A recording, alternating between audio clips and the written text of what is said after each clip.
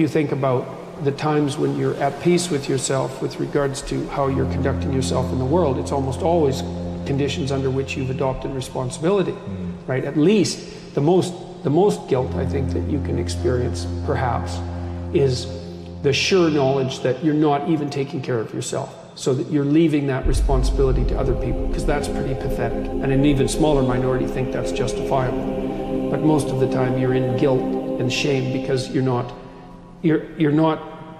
not only are you not taking care of yourself, let's say, so someone else has to, but you're not living up to your full potential. And so there's an existential weight that goes along with that.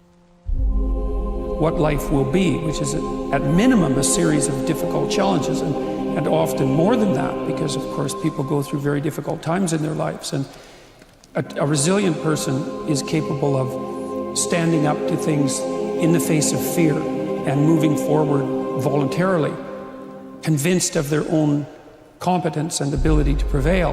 And I mean that literally, to instill in them a sense of courage in the face of the difficulties of life, and not to protect them from that. We don't even want to be protected from those difficulties, because a major part of life and its meaning is the challenge that comes with confronting difficulties.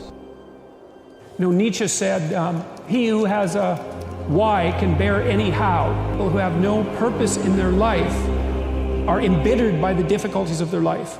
And they become first bitter, and then resentful, and then revengeful, and then cruel. And there's plenty of places to go past cruel. That's just where you start if you're really on a downhill path.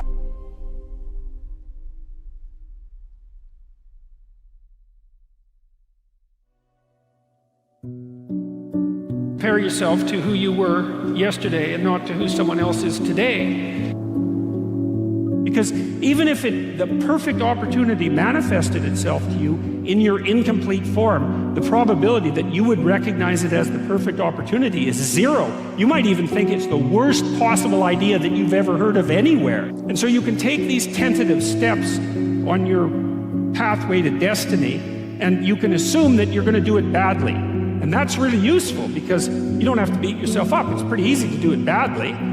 But the thing is, it's way better to do it badly than not to do it at all. So you start your path and you think that you're heading, towards your star. And so you go in that direction. And then, because you're here, the world looks a particular way, but then when you move here, the world looks different, and you're different as a consequence of having made that voyage. And so what that means is that now that thing that glimmers in front of you is going to have shifted its location, because you weren't very good at specifying it to begin with, and now that you're a little sharper and more focused than you were, it's going to reveal itself with more accuracy to you.